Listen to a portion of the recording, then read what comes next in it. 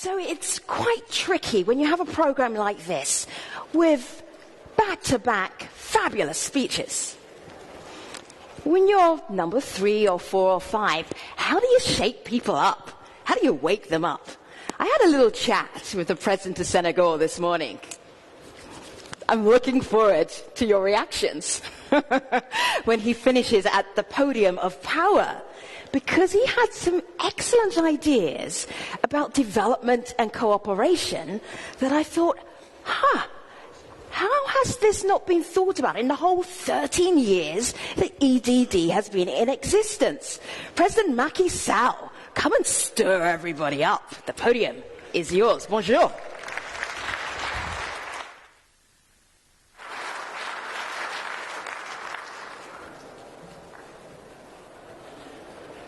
Madame, vous avez vendu la peau de l'ours. Majesté, Monsieur le Président de la Commission européenne, Monsieur les Présidents Paul Kagame et Georges Fonseca, Monsieur le Président du Parlement, Mesdames et Messieurs les commissaires, Mesdames et Messieurs, honorables invités. Après 2012 et 2017, je me réjouis de participer pour la 3e fois aux Journées européennes du développement.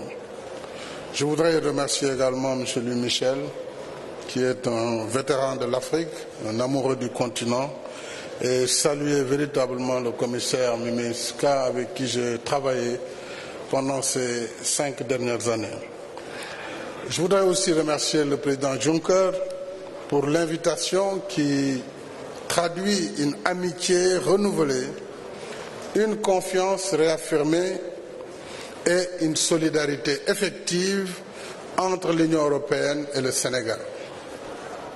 Nous cultivons ensemble des valeurs communes, la paix, la liberté, la démocratie et le respect des droits de l'homme. C'est sur la base de ces valeurs partagées que nous venons d'échanger à travers le dialogue politique entre l'Union européenne et le Sénégal au titre de l'accord de Cotonou, il y a juste une semaine à Dakar. Le thème de cette 13e édition des Journées européennes du développement montre que nous avons aussi un souci commun. C'est la lutte contre les inégalités. C'est un défi majeur et persistant au sein et entre les nations. Au sein des pays, quand la croissance n'est pas partagée, quand la redistribution de la richesse nationale ignore la justice sociale, ce sont les fondements même de la société qui sont menacés par le ressentiment, la frustration et la montée des extrémismes de tous bords, y compris par des manifestations violentes. Et quand le déséquilibre entre pays riches et pays pauvres s'accentue, nous faisons tous face au péril de l'instabilité alimentée par les migrations clandestines avec ses réseaux mafieux, comme l'Europe et l'Afrique continuent d'en faire l'amère expérience aujourd'hui. Nous avons donc solidairement intérêt à combattre les inégalités dans le processus de développement au sein et entre les nations. C'est à la fois un devoir moral, une nécessité économique et sociale et un impératif de paix, de sécurité et de stabilité pour tous. Revenant sur les 12 thématiques antérieures qui ont marqué les Journées européennes du développement, thématiques autour de la gouvernance, autour de la jeunesse, du climat, aujourd'hui des inégalités.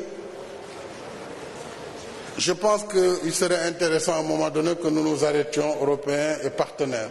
Je ne veux pas dire seulement Africains, puisque nous avons nos amis des Caraïbes et du Pacifique. Nous arrêter un moment, évaluer ensemble le chemin parcouru et apprécier les efforts qui ont été poursuivis ou évaluer les échecs ensemble.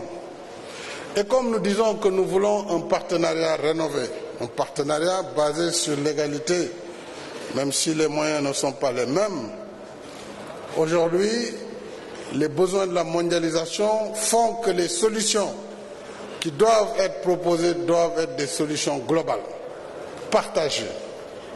C'est la raison pour laquelle je voudrais d'abord proposer à l'Union européenne de tenir alternativement ces journées européennes du développement à Bruxelles et dans une des capitales de l'Afrique, du Pacifique ou des Caraïbes. Ce serait déjà un point de départ pour le partenariat rénové et le Sénégal se propose de vous accueillir en terre africaine, si vous le souhaitez, dès la prochaine fois. Bien sûr, à vos charges.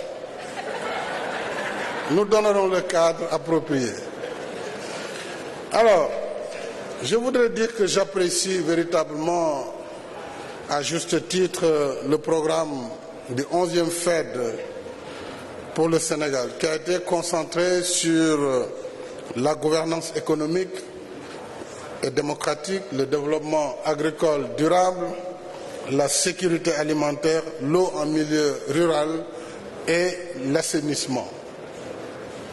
Ce programme garde toute sa pertinence, mais comme nous le constatons tous, si l'aide publique est encore nécessaire en appui à des secteurs, elle ne peut servir de stratégie de développement à long terme, quoique là-dessus, tout le monde peut s'accorder. C'est la raison pour laquelle la pertinence de la nouvelle approche de l'Union européenne qui met l'accent sur l'investissement et le secteur privé à travers le plan Juncker pourrait être une des perspectives que nous pouvons regarder ensemble. Le Sénégal a défini une stratégie d'émergence à travers le plan Sénégal émergent qui est dans sa deuxième phase et cette deuxième phase adoptée au mois de décembre dernier met en évidence l'action du secteur privé qui doit prendre à terme le relais du secteur public, bien sûr, qui restera dans les domaines comme l'éducation, la santé, mais également la formation professionnelle, entre autres, afin que l'investissement privé puisse prendre le relais. Concrètement, qu'est-ce que le Sénégal a mis en place depuis 5 ans pour lutter contre les inégalités? Nous avons cette stratégie globale de l'émergence à l'horizon 2035 autour de la transformation structurelle de notre économie, mais nous avons aussi, dans un second axe important, le développement du capital humain et surtout un socle de protection sociale que nous sommes en train de mettre en place. Nous avons choisi des programmes prioritaires pour apporter les services sociaux de base aux zones les plus déshéritées du pays. Et c'est, je pense, un schéma qui est un peu valable partout en Afrique et dans les pays en développement. Puisque l'inégalité se joue aussi dans le pays. Les régions limitrophes, les régions éloignées étant dépourvues de toute infrastructure, c'est la raison pour laquelle elles sont les régions pourvoyeuses de l'immigration. Donc pour arrêter ce déséquilibre, nous avons lancé un programme d'urgence de développement communautaire autour de 4 domaines prioritaires: l'accès à l'eau potable, l'accès à l'électricité, donc l'électrification rurale, le désenclavement des localités à travers des pistes de production et l'équipement pour